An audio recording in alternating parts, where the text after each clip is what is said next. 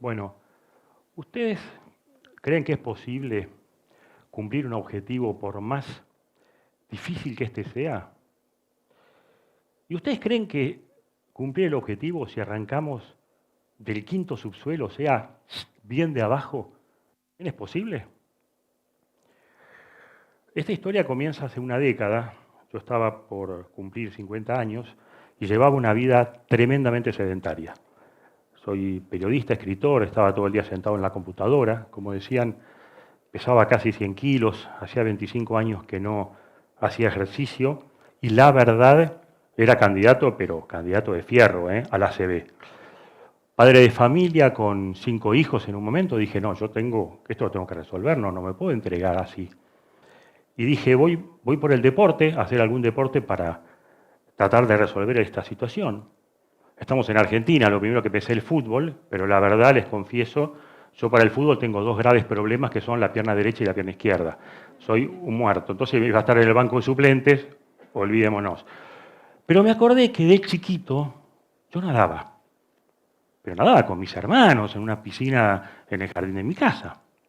Y dije, voy por la natación. Vamos a ver si por ahí podemos llegar. Y me puse justamente un objetivo de máxima, allá arriba, que dije, voy a tratar de unir Europa y África nadando, si llego excelente, y si no, en el camino logro lo que estaba buscando, el estado físico. Como no tenía nada que regalar, lo fui a ver a Pablo Testa, es el mejor entrenador de natación de aguas abiertas de la Argentina. Recuerden, por favor, este nombre. Con Pablo nos hicimos muy amigos y varios años después me confesó que el día que yo lo fui a ver, a la noche cuando llega a la casa con su esposa para ver las cosas que pasó en el día, le dice, no sabe lo que me pasó hoy. Cayó un tipo, me dice, 50 años, nunca entró en una pileta de natación, una boya, es así. Me dice, y quiere que lo entrene para cruzar Gibraltar, pero ¿qué entrenador? Necesita un psicólogo este hombre. Y la verdad que cuando yo tiré la idea se pensaron todos que estaba loco. Solo dos personas creyeron del principio, Lucila, mi esposa, y Sofía, mi hija mayor, que me dice, cuando le cuento, me dice, papi, vos lo vas a lograr. Pablo Testa me puso una prueba 2 semanas. Y yo en las 2 semanas le demostré dos cosas. Primero, mi deplorable estado físico, porque nadaba una pileta, llegaba al borde y pulmotor. Pero también le probé mi fuerza de voluntad, porque yo en estas 2 semanas, aún tardando 4 veces más de lo que tenía que tardar, a los ponchazos, a los empujones, logré hacer todo lo que me hizo, todos los ejercicios. De eso se agarró Pablo. Me trazó un cronograma de 19 meses de trabajo, y yo en esos 19 meses, progresivo de menos a más, logré nadar el equivalente a 2.400 kilómetros. Es como que yo me tiro a nadar en Necochea y salgo en San Pablo, Brasil. Como para resolver la falta de fuerza en las piernas, como ya que ser, abrazado a la tabla, pateando, vamos, venimos. En esos 19 meses nadé el equivalente a un Necochea a Buenos Aires abrazado a la tabla pateando. Y así llegué a Gibraltar, hace 10 años, octubre del 2011, con un equipo. Mi entrenador, Pablo Testa, el personal de la Asociación de Cruz y Nado del Estrecho de Gibraltar, que hacen toda la logística, y a familia, tanto los que se quedaron y me hicieron la hinchada de Buenos Aires como la familia que me acompañó, que vinieron hasta España. 19 de octubre de 2011, primer intento, me hacen largar tarde, al mediodía, después del mediodía, se pone feo el tiempo, es una zona complicada, mucha ola, mucho viento, yo venía lento, y empezaron a hacer la cuenta y dijeron, se hace de noche, no se puede, a las 3 horas me sacaron. Igual yo ya había cumplido mi objetivo, porque yo ya no pesaba 100 kilos, pesaba 80, y tenía una condición física que nunca en mi vida había logrado, ni cuando tenía 18 años. Pero bueno, estábamos con los pasajes para volvernos y aparece una nueva ventana de buen clima posible para el cruce el 23 de octubre de 2011. Pero decían que el problema era que estaba el cielo totalmente encapotado, y que si llovía se clausura eso, porque, bueno, pasan 300 barcos por el estrecho. Y resulta que, efectivamente, cambiamos los pasajes, fue un acto de fe realmente, y fuimos.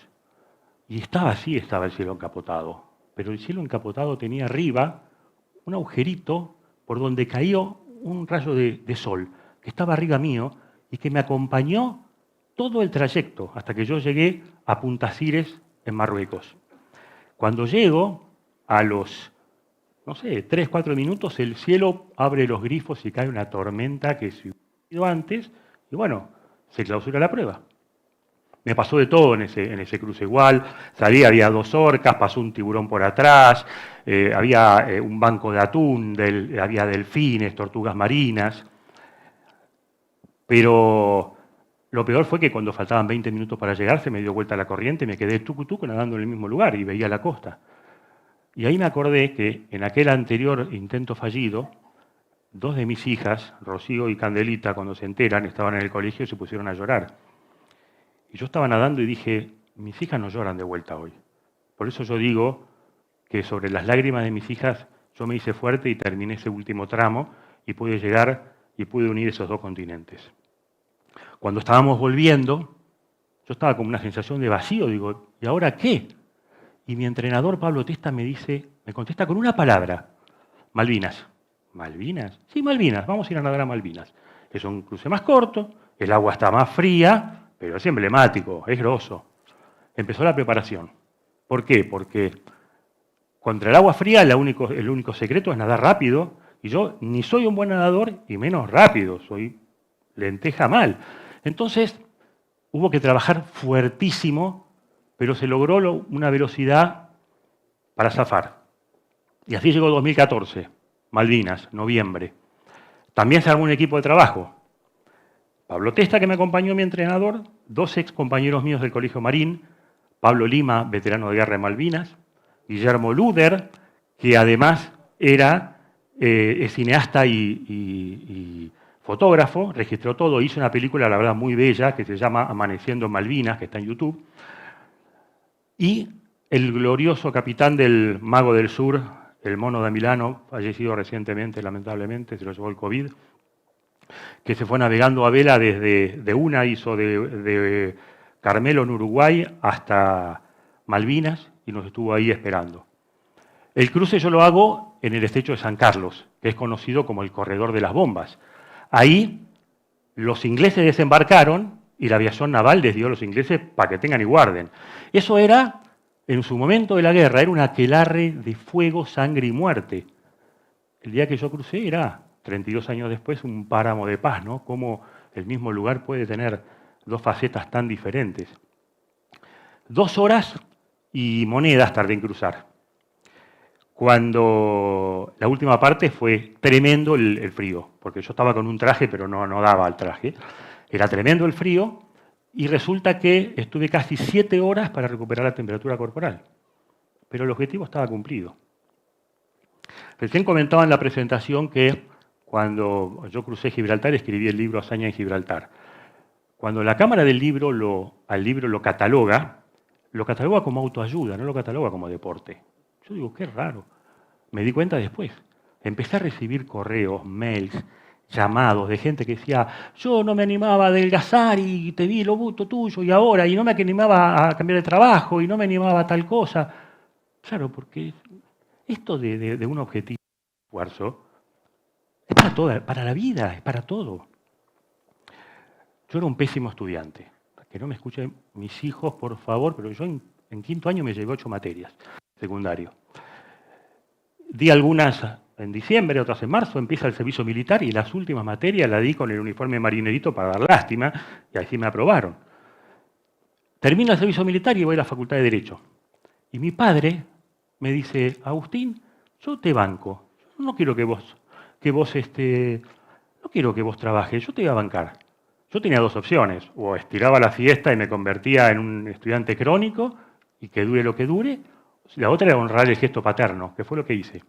Me tracé un cronograma y dije, me voy a poner un objetivo, me voy a recibir en 2 años. Hice un cronograma de trabajo, di una materia libre por mes y no me recibí en 2 años, me recibí un poquito menos, 23 meses y medio. Termina, empiezo a ejercer la profesión y digo, pero yo algo más. Yo quiero hacer un doctorado en una universidad en el exterior. Empecé a mandar cartas, Universidad de Estados Unidos, de Europa. Enero de 1988 me llega un bonito sobre de la Sorbonne, en París, que me aceptaban como alumno que tenía que estar en septiembre para dar la materia, para presentarme y empezar a cursar el doctorado, y me estaban esperando.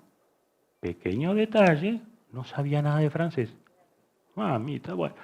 Entonces, así como en su momento, años después, voy a buscar al mejor entrenador de natación en aguas abiertas, ahora busqué la mejor profesora de francés. Clase particular todos los días de lunes a lunes, y en paralelo di libre en esos 9 meses los 5 años de la Alianza Francesa. Llegué a París en septiembre con un francés bastante bien para estar en los claustros universitarios. Yo tenía clarísima la tesis que yo quería hacer sobre derecho constitucional, sobre la reforma de la Constitución argentina. Me puse a trabajar fuerte. También trabajaba, porque ahí, bueno, ahí trabajé, o sea, lavando platos, en el Museo del Louvre de guardia, hice lo que pude. Y en 7 meses yo terminé la tesis. Lo voy a ver a mi director de tesis, todo contento. Mira, acá está la tesis, ¿cuándo lo podemos sostener mi tesis? Ah, no se puede. ¿Qué? ¿Cómo no se puede? No se puede. La universidad dice, la reglamentación de la universidad dice que en menos de 2 años no se puede. Pero yo ya la terminé y me tengo que volver. Y no se puede. El profesor fue a hablar con el presidente de la universidad. El presidente de la universidad dictó un decreto de excepción, que hace poco ordenando unos papeles en casa lo encontré, que dice en los considerandos que el anterior antecedente era un estudiante de 1832 que había tenido el mismo tema. Y así fue como di mi tesis, que la tuve que escribir en francés, tipeada con la Remington, no existía la computadora, y un examen que duró creo que 4 horas y pico en francés. Y cumplí el objetivo. Vuelvo a la pregunta inicial. ¿Es posible cumplir un objetivo por más difícil que parezca? ¿Es posible cumplirlo desde abajo, arrancando del segundo subsuelo? Acá el secreto es, primero, fuerza de voluntad inquebrantable, eso no se negocia. Equipos de gente. Mi padre decía que no existen los hombres providenciales, sino los equipos de gente. Luego, mucha pasión y mucho amor por lo que uno hace. Finalmente, tenemos que creer en lo que estamos haciendo, en el proyecto que tenemos. Hipólito Yrigoyen fue 2 veces presidente de Argentina y tiene una frase que para mí es soñada. Él decía, iré y las montañas me serán montículos. Voy en la claridad alegre de todas mis certidumbres. Entonces, acá la clave es, ¿dónde estoy hoy? Fundamental, tenemos que saber dónde estamos. ¿A dónde quiero estar en un futuro? Ahí está el objetivo. Y finalmente, y fundamental, ¿qué estoy dispuesto a hacer yo de mi parte para llegar a ese objetivo? Muchas gracias.